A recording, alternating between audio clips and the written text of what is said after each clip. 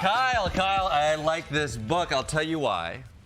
I've been a grumpy asshole about culture for years now, and this book validates so many of the things I've been telling other people.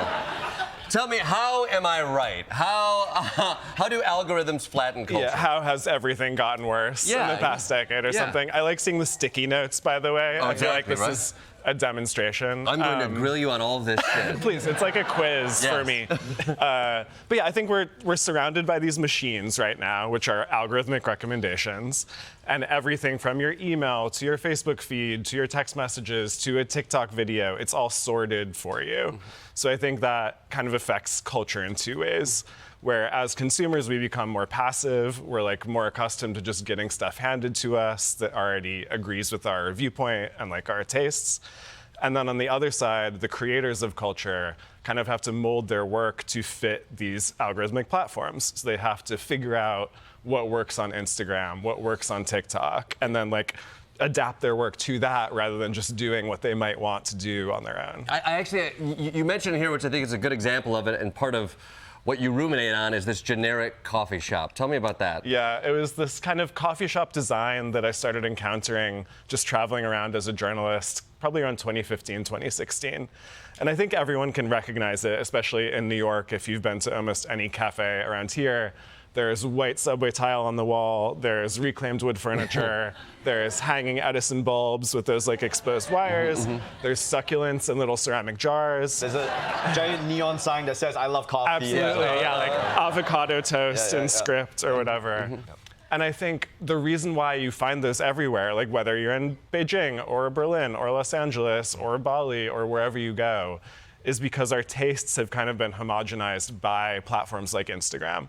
So there's like a particular aesthetic that works for Instagram, and everyone puts it out there, and then everyone else on the platform slowly copies that. And I think that's true for a coffee shop owner, which I interviewed a bunch of for the book, but it's also true of musicians, or a chef making a kind of food that looks good on Instagram, or a producer making a beat for TikTok. So I think we're all kind of getting funneled into these weird tracks that are set. And when I visit coffee shops like that, overseas or around America, I feel at home. I love those places. It's the best. It's familiar. It's familiar for me. No, it's true. But I mean, the point is, like, I hate social media as much as anybody. Everyone can testify to this. I hate social media. I testify. This is it. But when we're talking about algorithms pushing taste, I mean, just to be devil's advocate a little bit, like we've had aesthetics become popular before computers existed. So how much of this is algorithms and how much of it is just humans kind of having this like the meta game of human art aesthetics, kind of finding a balance to what everyone kind of likes. We're always chasing each other, right? Like culture is a process of copying stuff and finding a style that works in the mainstream. But I think now we're just really in these funnels that are directing us in like a bigger and faster way toward each other. Like we're all being shoved into these set tracks much more than we were before. I guess what I'm saying, how much of this is algorithms' fault and how much of this is we are just humans are bad. I think it's like humans are bad and dumb and we have bad taste, and eventually the machines they copy us. I think it's the humans had bad habits. Like we want to be passive, we want to be lazy, we don't want to get too far out of our comfort zones. And these algorithmic platforms make it so easy to not do that. Like we don't have to see things we don't like. We don't have to listen to music that's unusual for us. So I think it like enables those innate tendencies. And that makes us more boring. It like makes us more boring consumers. It makes culture kind of more generic overall. And I worry that we like can't get out of that laziness. Like we can't get out of that habit that we're in because of the platforms. I think a lot about like our taste is part of how we define who we are, how we interact with the world, right? And I think for me, the stuff that I have grown to fall in love with, you find it before the internet. I'm that old. But like I fell in love, like the cool high school friend who recommends you Liquid Swords, and you have a long commute to school, and so you play it and you sit with it and it becomes interesting and part of your identity, and you find it like sort of you have to meet a moment with a part of taste to find it and for it to actually stick to you. And what I worry about with algorithms, like, are we executing serendipity? Yeah, I think so, in a way, because everything is pre-sorted to appeal to us. Like, you are not seeing something that's totally outside of your frame of reference. So in that case, when your friend in high school recommends an album to you, there's this like passion to that, there's like a creativity to that. They really enjoy it, so they want to give it to you. And you're more likely to sit with it and give it some patience and try to understand what they meant by giving it to you. Whereas when an algorithmic feed gives you something, there's no feeling there. Like, there's no creativity, there's no enjoyment of that piece of culture. It's just that enough data suggested to a sorting machine that you would like this bit of stuff. And like, that is kind of depressing to me as someone who enjoys like art and music. Your data likes this. Have more. Yeah, Eat. yeah. Sup at the bistro lights. Look at the bistro lights. Sure, you guys are both Brooklyn hipsters. I get it, okay? You want some human to come and tell you what's good. But like, what about the situations when we go on Instagram or insert social media, whatever, and then they recommend something to buy, like a piece of clothing or let's not go into what I buy, but like, okay.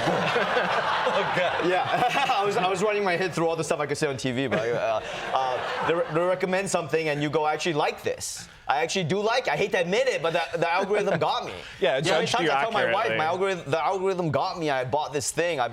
You know, whatever it's chewing gum that comes from a tree in Greece or whatever it was. Like, and I actually enjoy it. So like, you know, we're arguing against algorithms here, but how much of this is, you know, beneficial? Yeah, not everybody has a cool high school friend. Most people have a shitty one that maybe should be replaced by an okay algorithm. Yeah. No, I feel like sometimes the algorithms judge us too well. Like, they know exactly what we're going to look at. They know what niche products we're going to want to buy, like the resin gum or like weird natural wine. Oh, you or getting whatever. that too? Oh, absolutely. Yeah. You know, we all have those things that are like, oh, the algorithm says that I must like this, therefore I like it.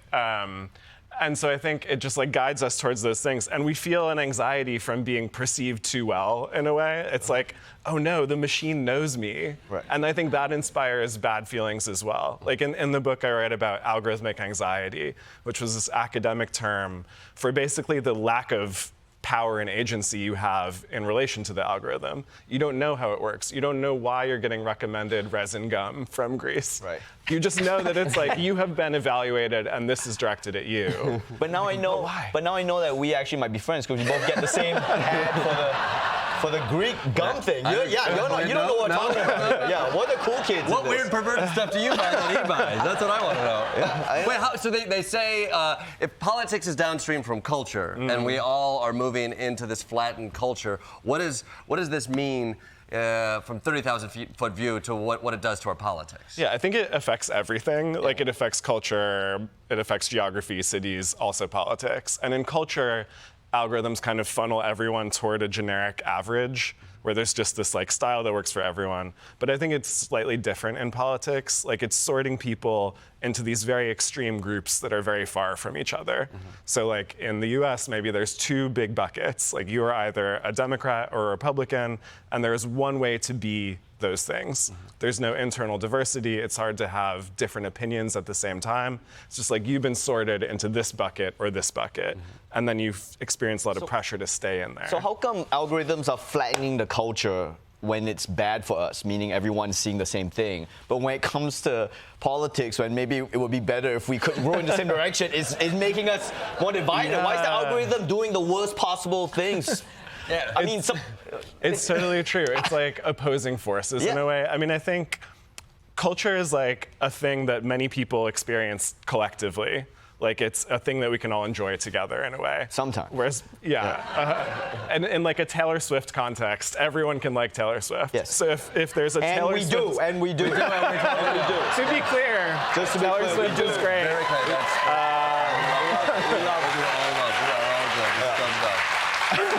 So if we could find the Taylor Swift for politics, that would be amazing. But I think something. I think it's Taylor Swift. There we go. Okay, we've figured it out. The algorithmic solution to politics is Taylor Swift. But yeah, I mean, maybe it's just that there can be no one solution to such opposing viewpoints. Not even computers can figure it out. Until we have the president that is the algorithm, unfortunately. Right. How old is that algorithm? Yes. Well, none of them are that old. This has only been a decade You or know two. what? Like, You know what? It sounds like a decent option that a lot of people could get behind. Filterworld is available now. Kyle, Chayka.